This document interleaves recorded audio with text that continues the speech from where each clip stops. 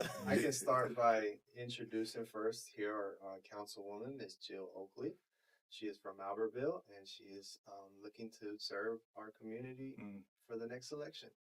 yes, and welcome to this episode. This is the voice of the Ville.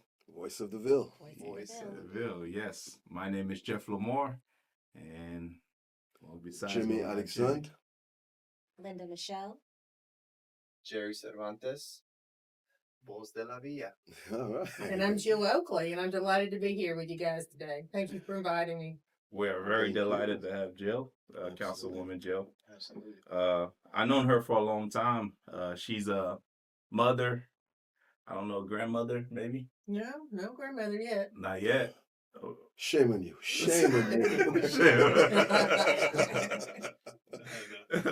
she's that auntie next door that comes to every event in the community. She was in my ribbon cut, a special moment for me, opening up a business, being part of the Chamber of Commerce. And it was very nice seeing her there. We had a fun time. I mean, so I'm excited to have you here today. Man, I know this is a special episode because I know anytime I call you, you always pick up. And not many politicians are like that, you know. And Not a politician, Jeff. Not A public servant. A public servant. That's a significant difference. Yeah. And I guess that's a great thing. That's a great segue because Mhm. if a lot of people that may be watching this right now may have no idea exactly what does a councilwoman do. Maybe that's a great way to start. Tell us, what is it? What does a councilwoman do? Well, first of all, to be able to, you serve your community. And it's all about being a public servant. It's all about giving back. Albertville being my hometown, I was involved. I've raised two kids here that graduated from Albertville High School, and Ryan in 2015 and Lauren in 2011. And so I was that PTO mom. I was that van booster parent that went on every trip. I was that show choir mom. I was involved in every aspect of our children's lives. I coached T-ball. I was at the dance studio. Our daughter was on the Southern Stars dance line. So if it was happening, I was there. Every football game, every dance recital, Little League, you name it, I was there and involved, and I loved it. I wouldn't trade those moments with my kids for anything, but it allowed me to see some of the needs within our school system, within our community, within our park and rec, within our city that we weren't meeting. And I was thinking, Albertville had been my hometown. When I was growing up, we were the hardest in the mountain. Yeah. There was a lot to do, a lot of places to shop, places for family to recreate. But when I looked around at what all the city offered my kids, I didn't feel like it was as much as I had when I was growing up. Wow. And I said, I see opportunities. And when they were in high school, I decided, you know what, I want to run for city council. And so, and try to make a difference in my community. I want things that people can do as families, places for people to enjoy, places for people to eat out, people to shop, movie theaters, entertainment, things that would excite my kids to move back as they finish college. Right. And I feel like that's what we've been able to create to do since 2012. I've been on the city council for 13 years. And so I'm running for my fourth term. And I look at it as, God has given me an amazing opportunity to give back. Right. The past 13 years, I've put my heart and my soul into loving and giving back to my community, to being a part of our schools and our park and rec programming and the growth of industry and the economic growth as well, to sustain these things. And, nothing ever stays the same. You embrace the change that goes on in our communities and you roll with it. I mean, last time I checked, only Jesus Christ was always the same yesterday and today and tomorrow. Amen. And so, we're not the same Albertville. We're a growing Albertville. We have to provide the needs of our community. And I would love to see my kids and my future grandchildren and my children's spouses, being able to come back to Albertville, a place that I call home, and being able to have these opportunities for their families to thrive and grow. And so, as a mom and as a wife and someone that's worked in the community and gone through school here and raised my children here, I see the needs. And I felt like the past 13 years, we've addressed the things that our community asked us to do.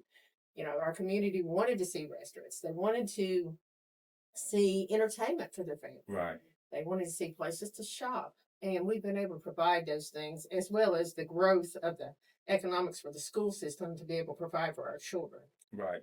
So how was it your first time being elected into to the city council here in Albertville? Like your first day on the job, for instance.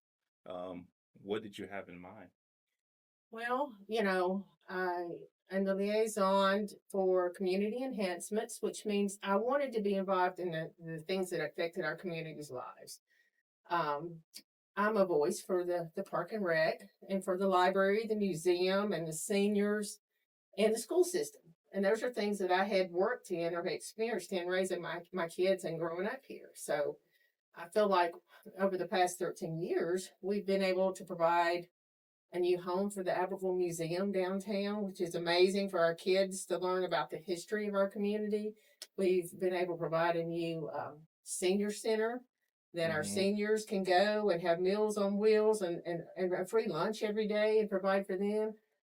We've been able to change the economics of the school system. I think the city's income and the county's income combined, the school system over the past 13 years has grown 280%. Wow. And, you know, with the new academy over there and the trades, we're able to, with the growth of the city, able to offer, you know, the school will have the resources to provide for the growth of our children.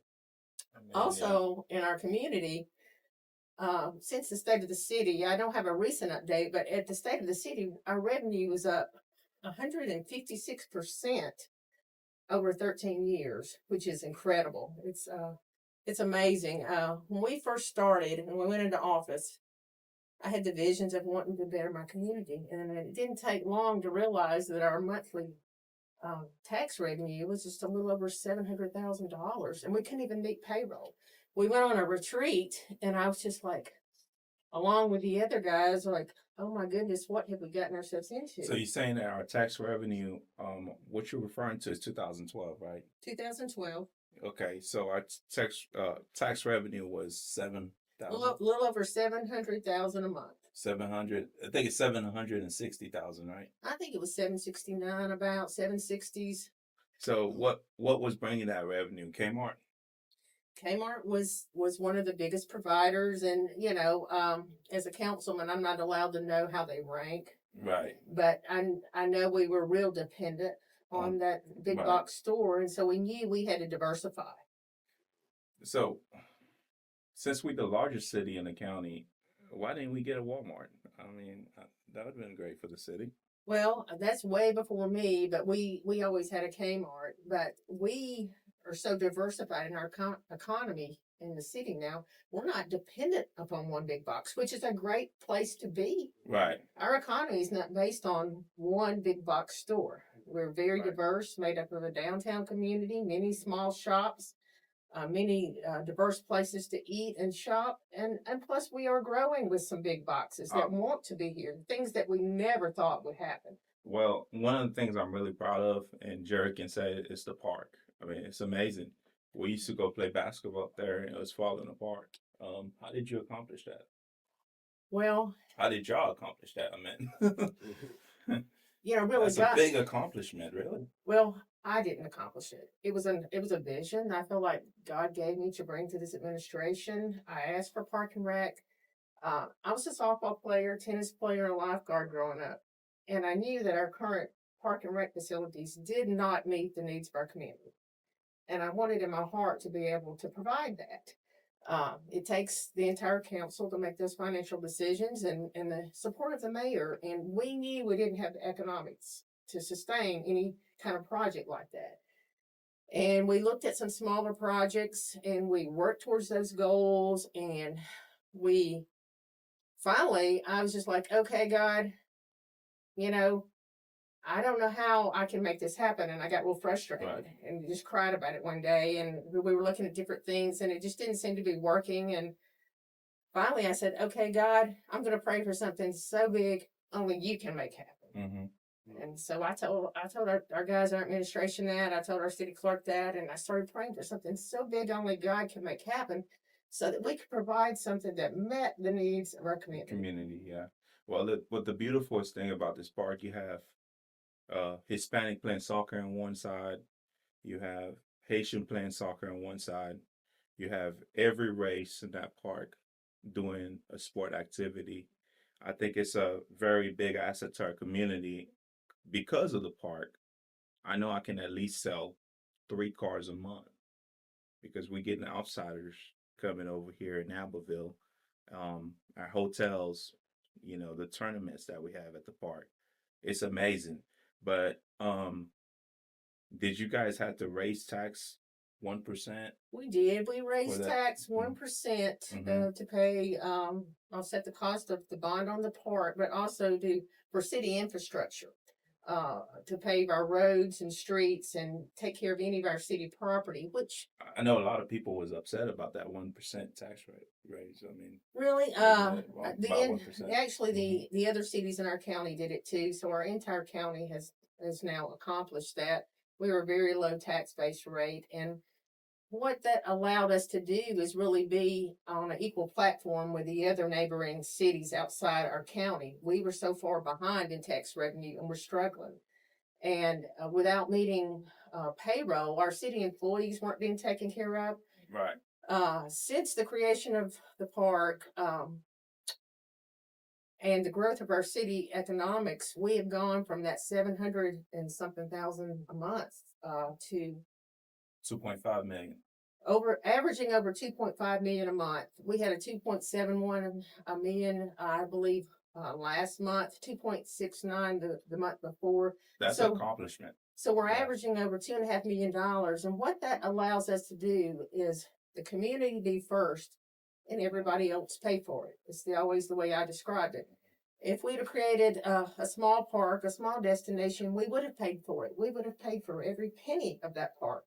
But with the economic growth, the foot travel of travel ball of every sport in and out of our community, the growth of the hotels, the restaurants, and the retail, people come in our town, they spend the night, we have lodging tax, people eat out, they buy gas, they have a good time with their families, they enjoy the park, and say, how can you be so fortunate to have this kind of facility in your community? And I'm thinking, we're really blessed in our community. So, everybody else is paying for it. You build the entire thing and allow everybody else to pay for it. And But you should refer to the bonds on the park. It was I know it was a BBB minus, and then you guys got it a triple. Yeah, when we started, can you explain that process on the bonds on the park? Sure, on the S&P, the Standards and Poor. When we went into office, there was the revenue barely, didn't quite meet really the payroll, and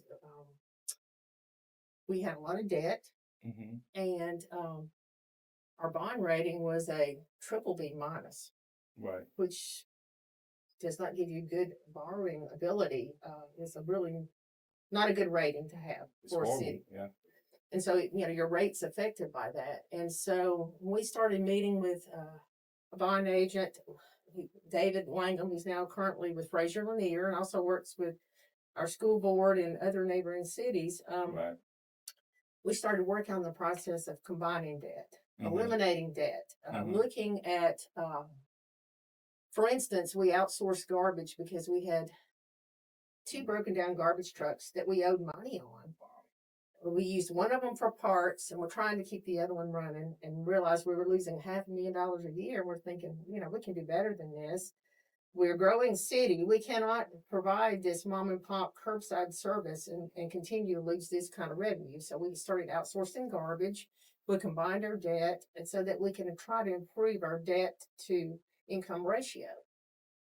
Fortunately, along that process, Shops of Aberville came to fruition, which we have now paid off. That and the theater as well. We owe no debt on those facilities. You're talking about the park? It's paid off. The Shops of Aberville. Okay. The Shops of Aberville, and then the theater, and those kinds of. It's amazing. Those were our first jump starts with the Shops of Aberville to get the the TJ Maxx and the Ross, and those are things Wow. we always dreamed of, having places to shop in our community. We call it stop the bleeding. We went on a retreat and we're like, one of the things they asked me is, where do you spend your money? And I said, well, I like to get TJ Maxx and Ross, and I started naming some things. We need a sporting goods store. I can't buy my son's baseball things in town. My husband's work clothes. I can't buy those things in town. I buy my cars in town. I buy my tires and batteries and do all the services and eat out that I can in town, but I can't spend all the money that I need to in our community. So we call it stop the bleeding. So the more we provide places for people to spend their money for the things that they want to in town, we keep that people shopping locally, keep that money and revenue in town. And so that's important that we have the things that we're going to spend our money on in our community. And I think with the development of the park, we wanted it to build it where it was big enough everybody else paid for it, but we tried to keep our community first and provide those amenities for our community, places for our kids and our children and families and church leagues to recreate and play on first class facilities, and being able to have enough facilities for baseball and softball and soccer, for indoor and outdoor swimming, and 7 playgrounds, 2 dog parks, an amazing amphitheater for people to take advantage of. And we're allowing everybody else to pay for it by creating our own destination. One of the things we kept hearing throughout the campaign and way back in 2012 was, we just don't have Lake Guntersville. And I thought, well, we never had Lake Guntersville. Right. I go down there and go to the lake. We take our boat to the lake, but we've never had Lake Guntersville. And, when I was growing up here, we were known as the Heart of Sun Mountain. We were the largest city in the county. Yeah. And there's no reason that we couldn't be the economic capital of the county and regain that. And I feel like that's what we've been able to accomplish and do with this Sun Mountain Park. We created our own destination within our community that our community first can enjoy, and everybody else coming to visit our community can pay for it. Right. Wow. Amazing. Absolutely amazing. So with that said, I guess my question would then be, we know what you have accomplished in the past 13 years. And for those of you who are not familiar, I think now you have a perfect idea of what we are dealing with. And when we talk about a councilwoman, the responsibility that you actually have to sit and then go to those retreats and have these meetings and sit at the tables to focus in the things that the community needs, such as where we're going to shop and not have to outsource as far as having to go to the next city over, that we can do it here. So it just enticed me to say, so what is the next big thing for the next 4 years? Well, we've got to focus on what we hear from the community, what the community feels like we need. So we've responded over the past 13 years. I feel like everything that people ask us to do. They wanted places to recreate. They wanted entertainment for their families. Right. They wanted more places to eat out, more places to spend their money. And I feel like we have been able to accomplish that. But I still think there's other things out there. Competition is good, and with a growing community and population, we need a diverse amount of things for people to find themselves doing and shopping and eating out. I do know there's a lot of things on the horizon that are interested in being in our community. And, another thing too is we got to continue within our, not only our schools, as those school board members are tasked in working with the city of providing what the students need, we also need to provide what our families need in recreation and entertainment. And so we started with the theater, and now with the alleyway, entertainment coming in, places for bowling and go-karts and golf simulators, those kinds of things. But also, like what's next for the City Mountain Park? There's always things we want to keep that fresh and upgraded and clean and meet the needs of our community. And I feel like one of our most valuable assets that we created out there was our Miracle League. The Miracle League. And providing for our special needs children. And there's so many lives have been touched. It's not just about Aberville. It's bigger than Aberville. So many lives have been touched by these children being able to come and have a place to play, and young adults to play baseball and them have their buddies, and they have some more needs out there that we're looking at now currently with, Wow. they need restroom facilities that are more accessible and accommodating for them. Counter height concessions we're looking at, covered areas Wow. around their field, and also maybe a sensory garden area for them to be able to interact with and pull away from the crowd with their special needs when the parents or the buddies need to take a child or a young adult away from the group. So we're trying to meet those needs. And also, we've heard the community loud and clear about the playgrounds are crowded. We need more playgrounds, or we need more restrooms. That we do. And Yeah. you know, we're currently looking at more restrooms on the upper end of the soccer, the multi-purpose fields, and the pavilions, more places for shade and families, and also addressing parking issues. Right. How can we accommodate? Can more I parking? can I do one small request? I mean, Yes. I would love for you guys to have some type of policing at the park at night. You know, I mean, it's a big park. You know, you're walking and you know somebody just rolling around their cars. There's not a lot of policing out there. I know our Albertville police are involved in that. We also have security. We also have cameras, so there is some policing going on. But I'll take that to the mayor and let him address it with the department heads. How about that? Well, I appreciate that. Yes, that's very special. Far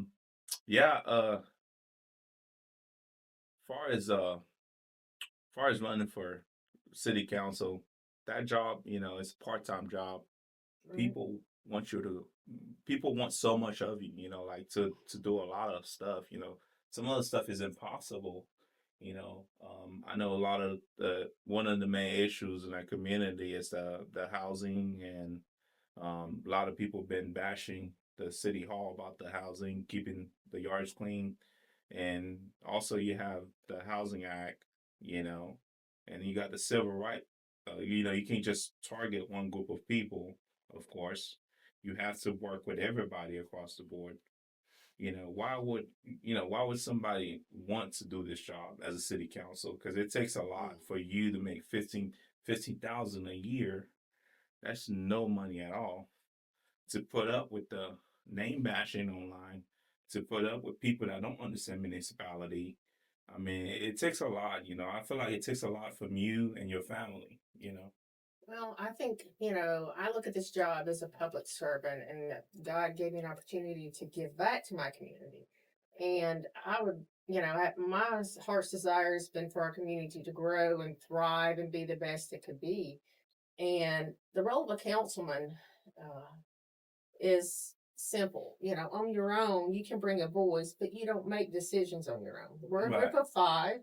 We're a large league municipality, which means the mayor is the day-to-day operations of the city, and he's over department heads. The city council, we are the purse strings. We're like the financial ends of, make the financial decisions, work with the budget.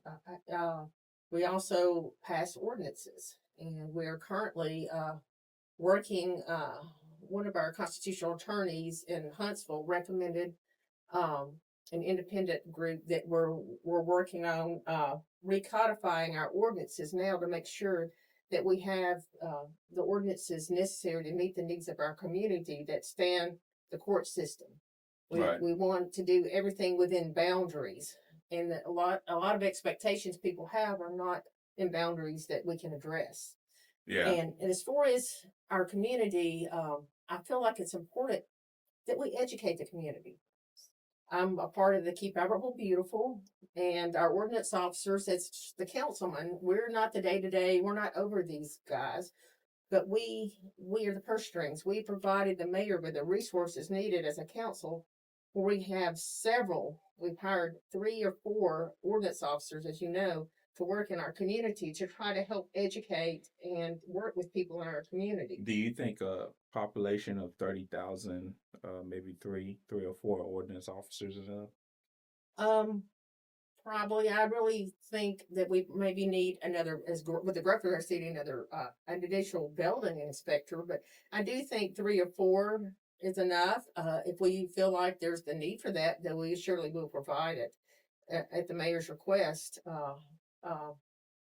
if it's necessary to meet the needs, I think it's important that we educate all the groups in our community and go into our schools and go into our civic organizations and the leaders of every community group within our city and help educate do's and don'ts and how to take care of our city and how to keep it clean and so that people understand what's required of them in our city. And the city has been doing a lot of that, believe it or not. We work with the city. Our team work with the city. The Hispanic community work with the city. A lot of people at the city hall, they have those what's those little booklet translated in Creole. A lot of the pastors been making efforts to clean the city. I mean, that's way before the election, actually, about 2 years down the road. I mean, we've been the city been doing a lot to keep the houses clean and, but what's your thoughts on the people that's running for office that say they're going to change things like far as, give more money to the school, get rid of this certain group of people because we cannot afford to have them on our roads. Our roads are, overloaded with cars. And I mean, there's a lot of things, they've been saying. Do you think that's doable? I mean, no, I don't. Not one councilman or mayor has that kind of authority, and that's ridiculous. Growth is going to happen, and the growth has been a positive change for our city. And I think it's important that we embrace that growth and we continue the economics that we need to sustain this growth. As far as the school system, where we've come and gone now is unprecedented. 280% growth in revenue between the city and the county since 2012. The school has the money and the resources to take care of the needs that we need in the city of Aberville. They're working directly with the city administration. We work well with the chamber.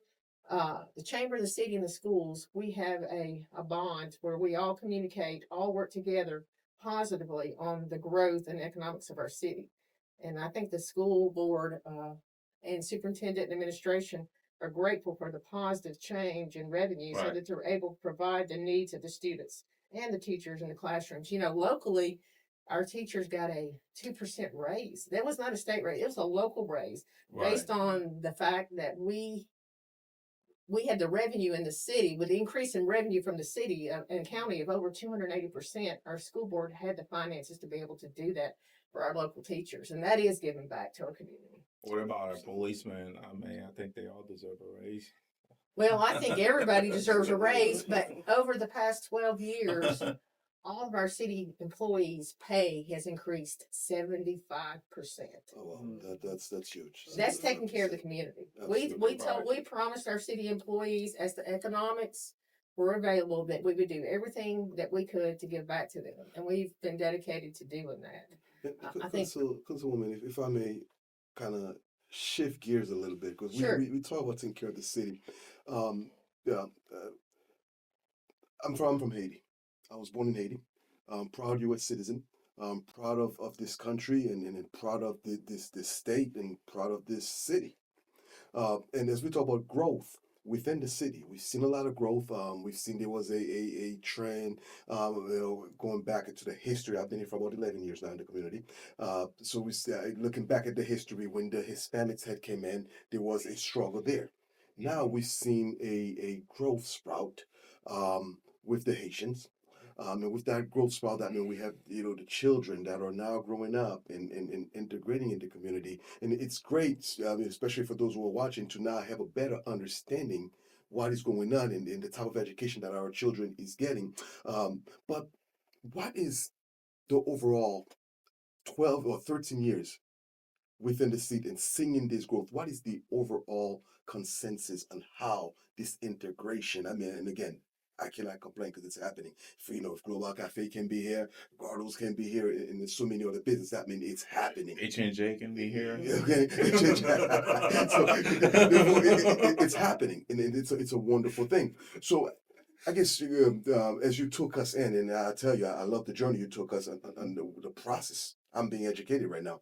Um, so, if you can walk us through how were you guys able to make this integration happen? I think it, first of all, it probably started within our school system, meeting the needs with the language barriers and the needs of the families and in the communities. And I think a lot of it too started in our churches. Our churches in this community are so strong, and they've embraced all the populations of people in our community, and have helped meet the needs with the back to school items needed, the clothing resources, just any kind of needs. I think our community has stepped up from a civic organization, a school organization, and from a city organization, and met those needs. There's been all kinds of programming, I think, that have come into play with any needs. So I feel like the people have made the difference. I feel like, we are a community of people that have big hearts, and they always step up and provide what's needed. Every time. Um, you know, we raised one time we raised $3,000 in 2 hours for the second chance food pantry. I mean, this community, the Ville, I would say, um, is one of the greatest places you can ever live. Sometimes I feel like a lot of people be like, oh, Alabama's a racist state, you know, but truly, if you're living here in Abbeville, you got to go out and meet those folks. I can go downtown with no wallet. I'll eat free and get a drink, get a free meal. And sometimes I go to a restaurant, they'll oh, Jeff, you don't have to pay complimentary. It's such a great community.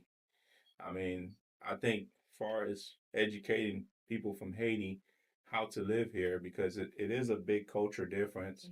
A lot of people sit, at home and bash them, say, oh, illegal this, illegal that, or, but a lot of time people that's moving here, and they're coming from Florida after the job cut in Orlando with DeSantis and Disney World. We got a lot of people that's moving here because it's a very young economy, and it gives you the opportunity to grow, to be successful, and to make millions of dollars. Nowhere else. Nowhere else in the I would say in the world, Tennessee, I don't know, nowhere else give you that opportunity. But I feel like that opportunity comes from people like you that that serve, put us first, and make great decision to bring businesses, to bring that great park. I'm telling you, that park. I sold 3 cars a month because of the park. And I personally would love to see more accomplishment. Okay, I'm gonna ask you this question: do you guys have like a maybe a 10 years plan, 10-year budget on the city? You know, this is how much we willing to spend to make our community better. The reason I asked that because I asked some commissioner about that a couple of days ago, and I feel like he didn't know what I was talking about. We did. We were the first in 2012. We put together and started a comprehensive master plan of the city, which included the expansion of downtown, which did include the new coffee shop, past First Baptist Church, as well as the capital improvements we've continued to do with road paving and the new stop signs and street signs going in. But you've got to have economics to do those things. But we did not stop at not master planning those things.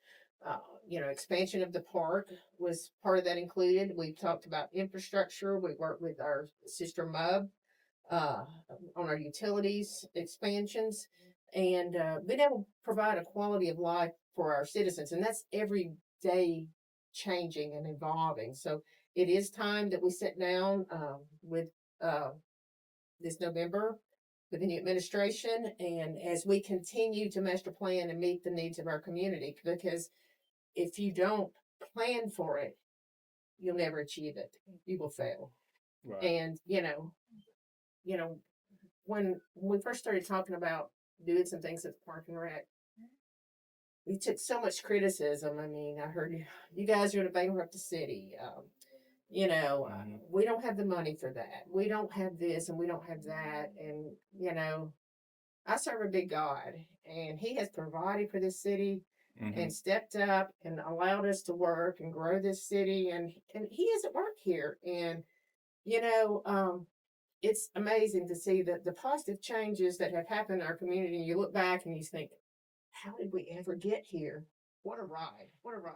Let me ask you. In 2000, was it 2011? I remember the big tornado. Was it 2010 or 2011?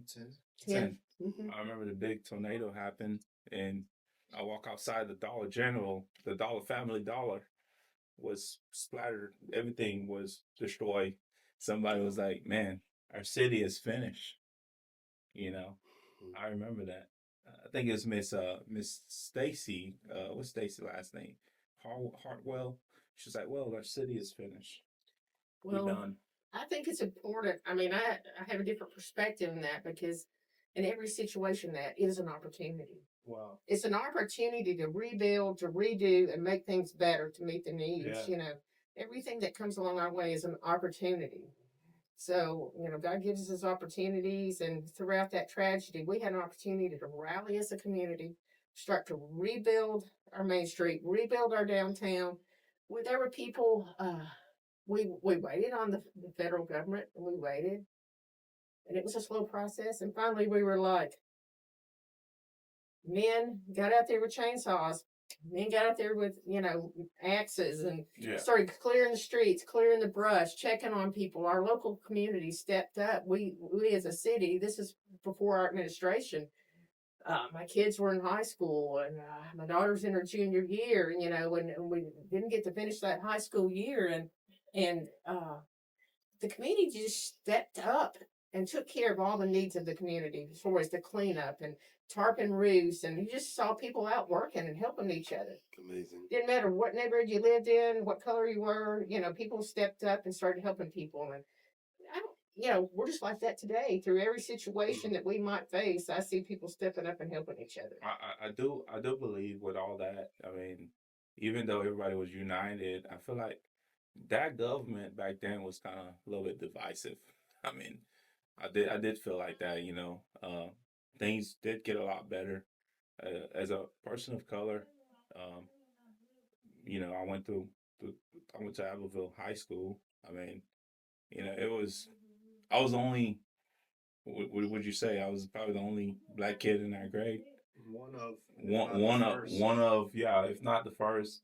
So, it was kind of hard at first because when all the division that was there and all the things that was going in our community, and it was just it was tough.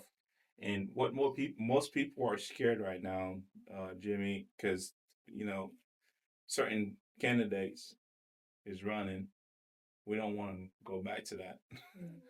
We don't want to go back to that division. Yeah, I mean, we feel like right now that spirit from 2008, 2010, when people were outside helping each other, no matter their age, no matter where part of the city they lived in. That was something that I witnessed firsthand. And just like Ms. Jill said, things got destroyed, such as our school, but it only gave us room for God to build us something bigger and something better. And I feel like that spirit has brought us to this day now that we have this park, we have these shops, we have huge growth in schools, movie theaters. The things that are coming is very exciting, and I feel like right now is the best. We're at the best that we've ever seen. Ever. And let me just go back. You talked about that bond rating in 2012. It was let me look at my notes. Triple B plus then, and it left us with our limited borrowing power. It was embarrassing for a city when the school board had a great credit rating. But and so did MUB. But now we are a double A minus, which is our bond agent with Fraser Lear, David Langham told us is unprecedented in this state to move in that many years, to move that many places and with S&P And that short time has never happened in Alabama, not that fast. And so it's definitely something to be proud of that we, that we're now a double A minus and have on reserves more than 5 months of our city budget.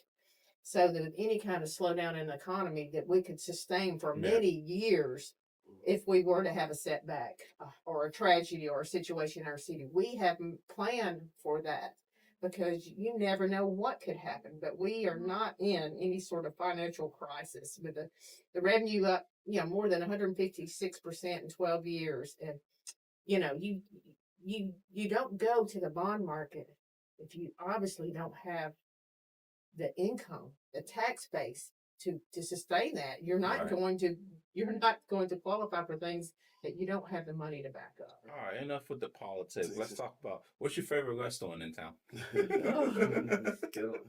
Well, depends on which food. You love Mexican food. I love Mexican. You love Mexican food. Well, yesterday I got.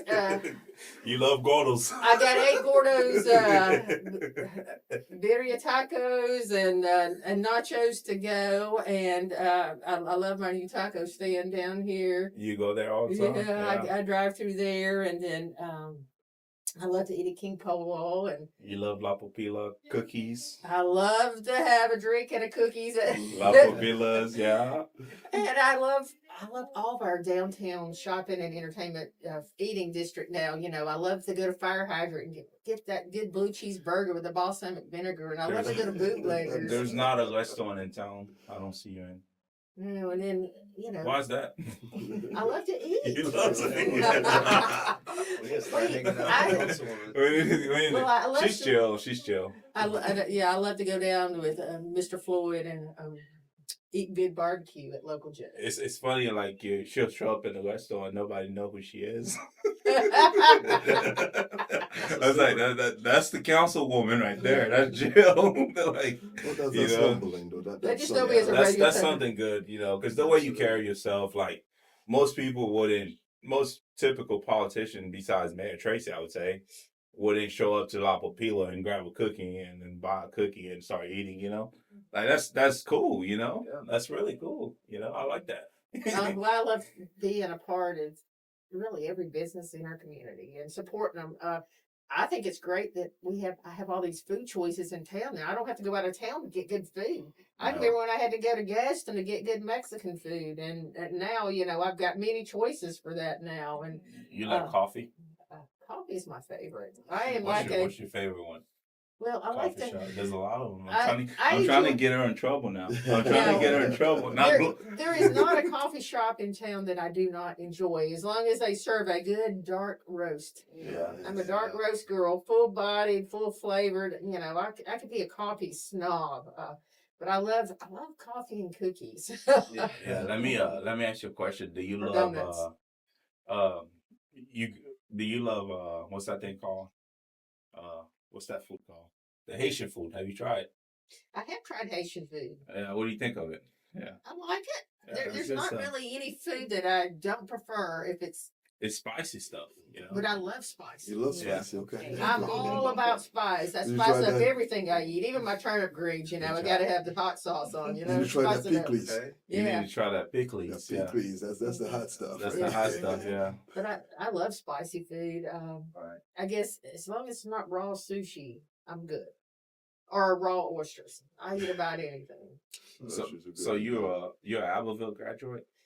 Aberville graduate, 1982. Wait 1 second. Go Aggies. Go Aggies. Right. Go Aggies, right? you guys grew up, yeah. I bleed red and black. I love my Aberville Aggies and proud supporter of all the programming there. Our schools, from the time I was there, I was a member of the Aggie band. And I still almost cry when I see the band come down the street because I have so many good memories of that for myself. Going to the greatest band in Dixie, to seeing my kids march down the new streets of New York, to my kids in Washington. Yeah, Washington, and going all the way out to California to the Rose Bowl. I mean, my daughter was dance captain when they turned the corner there at the Rose Bowl and come marching down. I just thought, what an amazing opportunity, not for my daughter, but all 400 of those kids marching down, streets of California. It's just really cool. What used to be cool is the Christmas parade. I was in ROTC. That was the nicest thing to march downtown, go through and sit. Everybody's excited to see you. I mean, I know you probably don't have anything to do with that decision. Why did you guys get rid of that program, the ROTC program at the school? I think it came from the ROTC. I think that came down from them. They probably cut funding, cut schools, but it may, I would have to really get the school board to know for sure. But I think probably it's because our high school has so many things they offer. The kids just have so many choices. It may have been a low man on the totem pole. Well, I think the ROTC was a really great program because when I was in school, I got bullied a lot. I feel like, but it always felt like I had somebody. My Colonel Thomas, shout out to him. Mm-hmm. It's like it's always my Colonel was there, and I mean he took the time to educate me on certain things, how to be a better citizen, how to behave. I mean, I think it's really good for our schools. I mean, I think there's a lot of opportunities for leadership within our high school now Yeah. that we didn't used to have, not Yeah. just with sports and the fine arts, with the band and choirs and the athletic programming, but also with our new AIA school where the kids have opportunities in all sorts of trades and to learn technology and learn a skill right there at Aberville High School, Right. and have a separate school for that, and gives all kids at every level to excel and to be leaders in different areas. And I think that's important. I also think it's great that our school system has the resources to be able to provide all of those things. I'm sure there's budget crunch times. There's been times the school system had to make tough choices about this program or that program. And now our school systems have the funding with the increase of over 280% since 2012 from the city and the county to provide the growth of the buildings and the facilities. I know I sat on the leadership with a group of school board members and other leaders in the community looking at the needs of the schools and for the building and infrastructure. And one of those things are we don't have enough facilities for our growth, which our school board has addressed and has borrowed the money and gone to New York with our bond agent and David Langham and addressed S&P and hoping to come back with positive results for the school growth in our community. I know one of the questions that the superintendent asked me, he says, well, Jill, how do you feel about the school board doing this entire project? And I was like, well, you do half of this project, it's going to cost you twice as much. And you go back to do the other half, it's going to cost you twice as much then or more. And you never seem like you get around to doing phased projects. We in the city have addressed that economically to go ahead and meet the needs of the community and provide ways of provision that God has provided, the economic resources. And just like he has the school system, God's provided the school system with the money and the growth of the city. Put that money to work. I'm all about putting the money into the community. Yes, we have health reserves. Yes, we have some bond debt, but we're overperforming. We're over meeting. We have reserves. We've got the city in great financial shape. We're not in the banking business. Yes, we need health reserves, but we need to give back to the community. Put that money to work in our schools and the lives of, invest in people, invest in business, and provide the infrastructure needed. And those things take time. And that's why some consistency in government does pay off. Because, it takes time to, number one, change the finances, the growth, the economics of the city, grow the, industrial development, and then time for those things to come to fruition. Master planning, it takes some consistency in government to see those things come to light and come to fruition and experience that positive growth and change needed. And I think we're seeing some of those positive results now, and I think there's only more great things to come. One question I have: does it matter who to be able to accomplish a lot? Do you think it matters who the council president is? the council president has no more authority than any other council person. Their only function is to lead the meeting, council meeting. Okay. So they have no more authority than the other 4 council members. And, to me, it doesn't matter as long as business is conducted as it should be. But I also think But do you experience is necessary. Do you believe the council president is probably the second most powerful person in the city? No, the council acts as a body. As an individual, we really have no authority. So We work together. What about those people that's running for council that said that they're going to fix every single road in the city?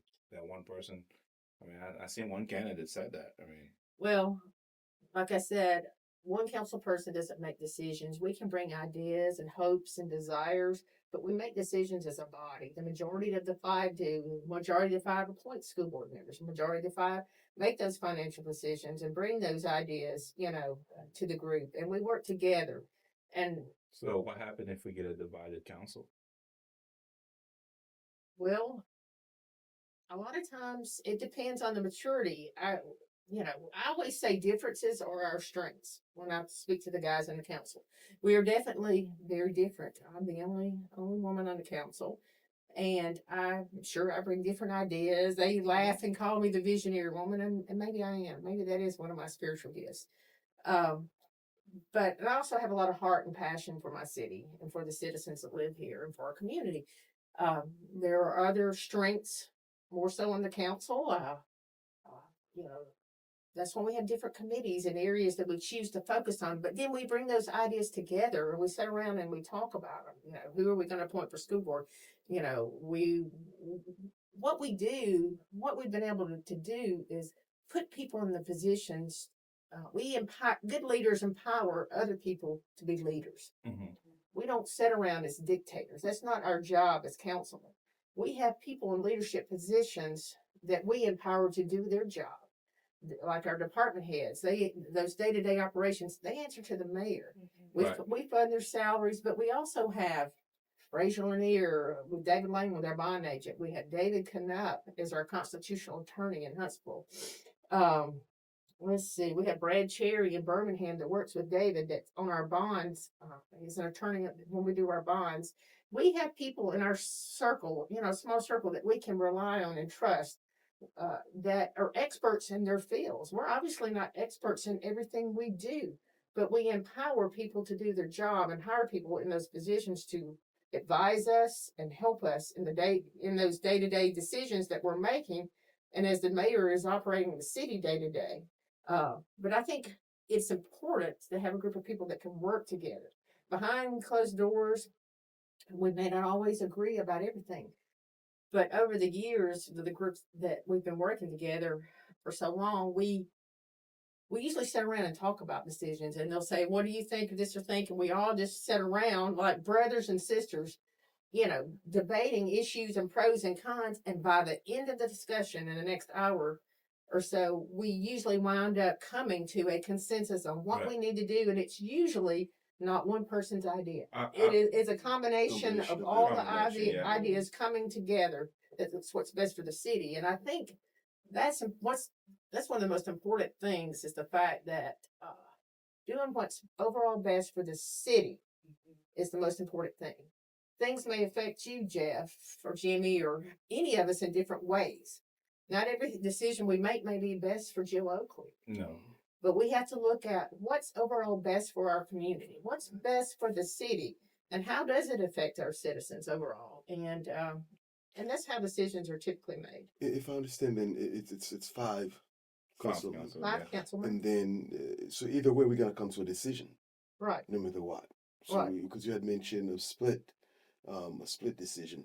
Either way, we're going to come to a decision. Because if there were to be a tie in the council, if someone wasn't there, we have 5 members. If there was only 4 members there, and the decision was being made, the mayor would be the deciding vote. But in a large league municipality, the mayor does not vote with the council. He's the day-to-day operations of the city. It's important that you have a mayor and council that work great together and are on the same team and part of the same vision. But in a large league municipality, it's important that you have a council that works well together, can make good decisions, because city council does have a lot of authority.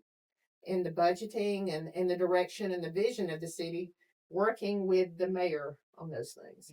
What do you think about the current mayor we have? Tracy and I graduated high school together. He and his wife. You know, Tracy's like family. Working together, all the guys I've worked with have Amazing. become like family. I think Tracy puts his heart and soul into doing what's right for the community. And there's been times like on this when Tracy and I were working on the park, and he was helping me come up with proposals with our rec board to talk to the city councilman about some proposals or about some things. You know, with Aberville being mine and Tracy's hometown, things just mean more sometimes. You know, it's like speaking from the heart. You know, it's like because you want good things to happen. Why is we the only city hall? I feel like when you walk in there, there's such a love atmosphere. All the way from Mike, the front office lady, Miss Argery, everybody gets along. You know, you walk at other city halls, there's always he say, she say. I mean, why is that? I just people don't get to see that. Everybody get along. I don't know. I'm not a woman that likes drama, and There's no drama whatsoever. I'm at the Christmas party Listen, and it was let's lit. just shout out to Yeah. Robin. Robin. Yeah. Shout out to Robin. Yeah. Shout out to Audrey. Audrey is really good. The entire staff there. Yeah. I mean, They're just great speak of people, it. man. They're great. I've had the experience having Our to go city in to hall get got- business licenses, just the welcoming. Yeah, was they're like the phenomenal. Chick-fil-A of city halls. You walk in there, welcome. They're like, welcome, Mr. Jeff. Can I get you a water? It's like, that's what I like my tax dollar to do. I do think it's because we all, you know, have the same heart is for wanting to do good things for our city. Also, I think our city hall employees, as well as our city employees, have a lot of respect for our administration because we, you know, years ago, we didn't have the resources to give them much. And we said when we were able to that we would, and we've done what we said we were going to do by providing, you know, the 75% raise over 12 years for our employees. Also, the fact that we provide good insurance, we provide mental health for our public safety guys and girls, and we also give them a free park membership Right. as a benefit. And I think Before that. they see us That's as nice. Yeah. I think they see us, our administration, as all being team players. We're all on the same team, wanting to win, wanting to do good for our city, Let and me ask you a we're in the question. same direction. What is a leader to you? I think a good leader listens to its constituents, but also empowers other people Just to in be a leaders. general term. Just in general. Well, empowers other people to be leaders. You surround yourself with good leaders, with people, then you make them good leaders. You know why I like you as a person? Because one day I was driving down the street, I saw you picking up trash. Thank you. Wow. I mean, I never seen it. Simplest thing. The simplest thing. So Should I'm be like, everybody's servant should- leadership. yeah, because like if you picking up trash in the city, I'm like, I seen her with a big trash bag. I was like, what's she doing? Picking up. I mean, that's Yeah. amazing. You see a councilwoman picking up trash, what makes us feel like we can pick up trash. You know, I have a question for you, Miss Oakley, if I may. Yes. So, what's a challenging day as a city councilwoman? Day in the life. What's that look like for you? A challenging day. With fun days are when you hear targets coming, you finally get to tell everybody, and that's something that people said, "Oh, we'll never have that in our community," and you see it come to fruition, and you get excited because 13 years of work and it's finally happening. But I'm excited too. I guess a challenging day would be a day where you're tagged on social media, and it starts with those phone calls of people that want to be part of the problem and not part of the solution. None of us are perfect. I am not perfect, and I'm sure that I've made several mistakes serving the city, And I'll be the first to admit that if it makes me work harder towards the next decision to make things right when I do make mistakes. But I think it's important to realize that they're just different people in the world, and you have to learn to pray for those people that are different and have different thinking than you do, and know that your worth is defined only by God. Who I am, is who Christ sees in me, not what some may see. Now, I want to be that public servant, but there's always serving your city. There's always going to be negative things said. There's always, we don't need this. You're bankrupting the city. We don't want that, or we whatever. And there's always a minority of people that want to be your chronic complainers that don't want to help you problem solve. And serving in the council, a lot of that is problem solving. It's an ongoing thing, trying to get people to work together to make a difference. And so there's always different problems that come up. We don't always have the answers. And it's important that the community engage positively and work with the administrations to try to solve those problems. We're human too, and we don't always have all the answers, and we're just the voice and the ears for the community to try to help problem solve what's needed in our community. And so, either part of the solution or you're part of the problem. And so, Yeah. If I may add, thanks for going through all these trials and tribulations to make this part a reality. Because I understand how a lot of people shout out to you, Miss Jill Oakley. Shout out to you. Shout out to you and your family and your husband. Yeah. And my friend Ryan. Ryan Oakley. Yeah. Pharmacist. I'm sure there was so much backlash and so hardship to accomplish this, and now we all get to benefit it. That's very beautiful that you went through that. So if I may ask, what was one of the most challenging mistakes that you may have made in your career as a city councilwoman? I think initially, frustrations relying on my own strength. First of all, it's a group effort, and we as a council make decisions together. And then I realized, that I had to lean on God, to help direct me to the vision, that I wanted to bring to the city. And with that, working hard to bring that vision to the councilman and to the mayor and work towards those goals and see those compromises from the group effort come to decision. It's easy to make promises as an individual when you don't make decisions as an individual. You can't make those things come to fruition by yourself. And I, at the point that I realized, well, I'm praying for things so big only God can make happen. And I can remember one of those challenging moments working on the park and working with the rec board, and there was like men and women on the rec board from every sport, from soccer to baseball to softball, swimming, football, tennis, all represented, and everybody wanted a piece of pie, and I wanted to give everybody a piece of pie. Some on the council thought, we may have to see which slices we can serve up. We may not can serve up the whole pie. And, and that's where God, really put in my heart to pray for things so big only He can make happen, because we didn't know how we could provide that way. And so I was real frustrated as an individual, but, I was flying on my own string. And so I knew then at that point that something had to change. And, do you just give people, if we would have just settled for a part that just met the needs of part of our community, what would have happened then? We would have missed the blessings that God provided by providing something for everybody, Right. and beyond, and so it's been well worth it.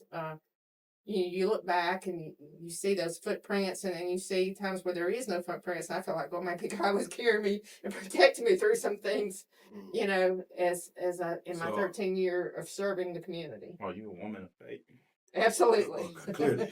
You mentioned God a lot. Well, no, listen, there's one thing that radiates with me. You are human. I am human. Everything, everything that you have demonstrated, that you have expressed, demonstrate that. Mm-hmm. And I quote, I pray for things so big that only God can provide. Mhm. Wait. You Say mentioned it. say it again. Look at the Well, camera and said that. well, Ms. Oakley said she When the prays. kids put a picture She behind. prayed for things so big that only God can provide, and the result becomes the recreation center that we have, which is absolutely beautiful. Take my children there to swim. When my son comes into town, that's where he go plays basketball.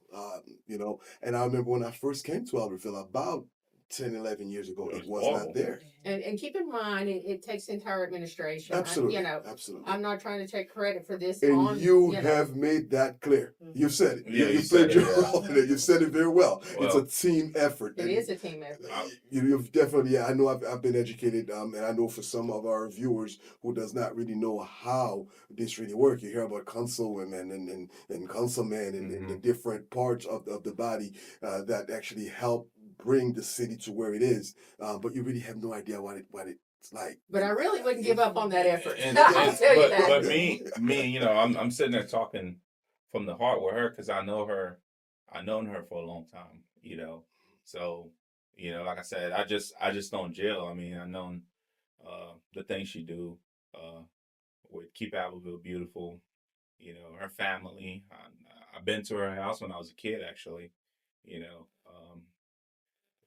I known her, for a very fairly long time. So that's why it might sound like I'm being biased a little bit, but I'm not being biased. I just love Miss Jill. I think she's a great woman.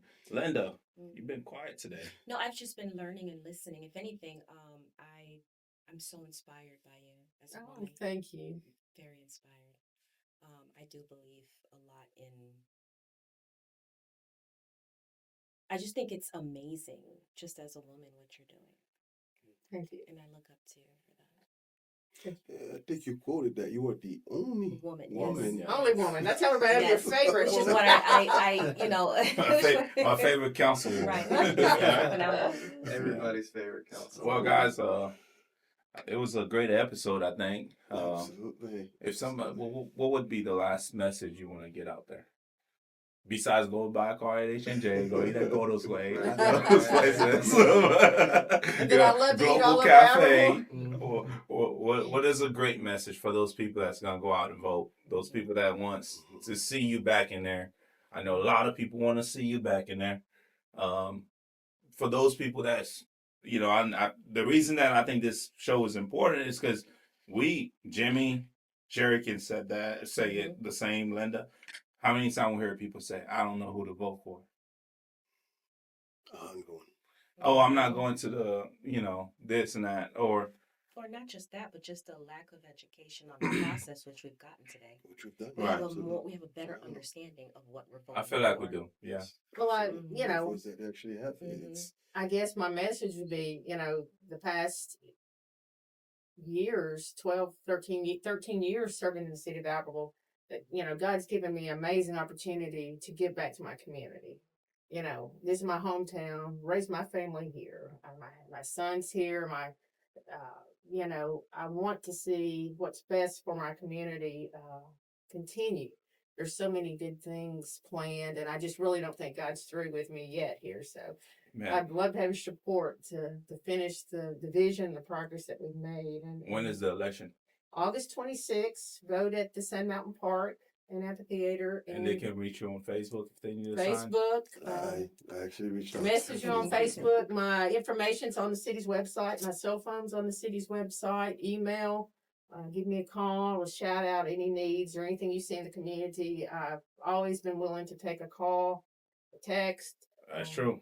From anybody, good or bad, and try to help do the right things and do the good things in the city of Abbeville. Let's be clear. People need to, keep it positive. This election, there's a lot of bashing. I don't like it. I think we're a positive community. I would say this: we are better than this, folks. We Abbeville. We from the Ville. The Ville is a community that cares about each other. Now you have a voice. Now you have a voice. I mean, if you don't agree on something, don't go out online and bash her, and because it hurts her family, and because her son, great guy, her friends go online and see you saying some false information about her. Most people that you see say stuff about the school, the roads. One person can make a difference. It takes a team efforts, and that's how government work. I mean, And I think, Ms. Jill said it best. Let's be part of the solution and not part of the problem. We can sit here and talk about the yes. problem all day. Don't forget, August 7th is your deadline to register to vote. Go to Gardner's Way to get registered to vote. Not Gordo's way. Not Gordo's Not Gordo's Way. Way. I'm not downtown. I'm sorry, downtown. downtown. Close to Gordo's Way. Close to Yes, Gardner's Way. yeah. Okay, so Yeah. stop by Gardner's Way while you get yourself a taco. Ask where do you Where go. do you go to vote? Yes. I'll point you in Yeah. the right direction. I'll get you there. Yeah, shout out to Rock Solid Concrete. I'm sorry, they told me to say this. But more importantly, they the- told me to say that, and shout out to the school, Global Cafe. We've been doing a great thing in the community with our school. If you feel like you want to donate, be generous and donate to us. And also, Marshall County Resource Ministries. I have to put the S on it because I got in trouble. I didn't put the S on it. Yeah, my mom served on the board. I think that's a really great initiative for our community. And then, yeah, he's looking at me. He's like, "What about Gordo's Way?" Listen, Go ahead, Jerry. What about dinner, Jerry? Go about dinner, Jerry. Go ahead, Jerry. We're gonna go ahead and shout out to First Time Haitian Market. Very important in the community. La Popular Market. La Popular, very important in the community. Absolutely. You gonna do the Gordo's Way? Go ahead, Jerry. Absolutely, of course. Gordo's Way. We're here to serve every weekend. That's your favorite thing to go eat on the weekend. So if you need any help registering to vote, we can get in contact. We can Get in contact with me and Jerry. Absolutely, we can help you guys register to vote. And I think there's a lot of young people that are going to be eligible In for this election. So I think it's very important instead of going on and making negative comments online, you can actually go and see your city council. You can go and talk about any concerns you may have, and you can register and use your power to vote.